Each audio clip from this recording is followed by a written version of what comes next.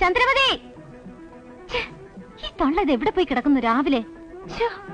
ഇവളെവിടെ പോയി കിടക്കുന്നു? ചാരുലതേ മോളെ, വെളുപ്പിന് വെറുതെ വിളിച്ച് തൊണ്ട കളയണ്ട. ചാരുലതയും ചന്ദ്രമതി അവരവരുടെ വീടുകളിലേക്ക് പോയി. എന്നോട് പറയാതെയോ? പറഞ്ഞിട്ടേ പോകൂന്ന് അവര് വാശി പിടിച്ചതാ. നിങ്ങൾ രണ്ടുപേരോടും വിവരം പറഞ്ഞോളാന്ന് ഞാനാ പറഞ്ഞത്. എന്ന് വരുമെന്ന് പറഞ്ഞിട്ടാ പോയത്? അവരിനി വരത്തില്ല. അതെന്താ? ഞാൻ അവരെ പിരിച്ചുവിട്ടതാ.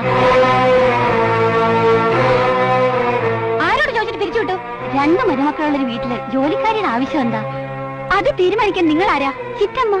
ഒരു ചിറ്റമ്മയ്ക്ക് അതിനുള്ള അവകാശം ഇല്ലേ മക്കളെ? അവകാശവും അധികാരമൊക്കെ കിളവന്റെ അടുത്ത് മതി. ഇങ്ങോട്ട് എടുക്കണ്ട.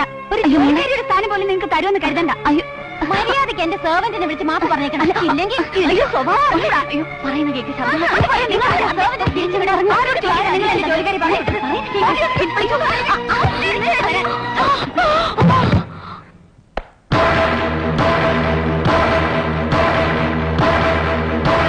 పోనీ పోనీ అంటే తల మీద ఎక్కుతావా? నేను గుంటూరు పార్వతిని అంటేనా? అత్తగారు వెనగనే కోడలు. అది మీకు తెలియదా ఇంతవరకు? ఇక్కడ చూడు, మర్యాద అయితే మర్యాద, లేకపోతే నేను నీకనా నీచదాన్ని తెలుసుకో. ഞാൻ ആരെന്ന് നിനക്ക് അറിയണം അല്ലടി? നിന്റെയൊക്കെ അമ്മായിയപ്പന്റെ ഭാര്യ. ഞാൻ നിന്റെയൊക്കെ വേലക്കാരിയെ വിളിച്ച് മാപ്പ് പറയണം అల్లడి?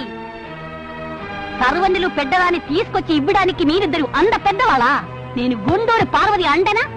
నీకెనా పెట్ట చవిటేలని చూసే చానవే జాగ్రత్త. എന്താ പ്രശ്നം? ഡ്രൈവർ ഗാഡിക്ക് ഇക്കടെ എక్కడ ఉన్నానോ అక్కడ ഉണ്ടാവും. బయట പോ. ഇറങ്ങി പോടാ. അത് മലയാളത്തിൽ പറഞ്ഞാ പോരെ? ഇംഗ്ലീഷിൽ പറയണോ? അല്ല, ഇതെന്താ ബാധ കയറിയോ? ബാധ കയറിയടാ നിന്റെ തന്തയ്ക്ക്.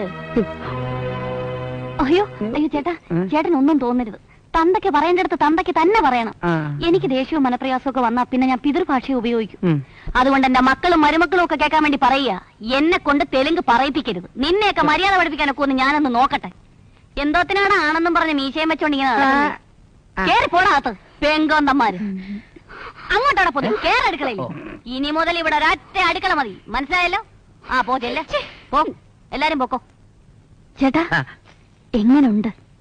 ഇന്നത്തേക്ക് ഇത് മതി പാർവതി. നിന്റെ സ്വഭാവം അവർക്ക് ശരിക്കും മനസ്സിലായി. ഇതൊരു സൂചന മാത്രം. ആദ്യം ഞാനും ഒന്ന് പേടിച്ചു. ഇനി തെലുങ്ക് പറയുമ്പോ അതിന്റെ അർത്ഥം കൂടി എനിക്കൊന്ന് പറഞ്ഞു തരണം. അങ്ങനെ പ്രത്യേകിച്ച് അർത്ഥമൊന്നും ഇതിലില്ല. ആണോ?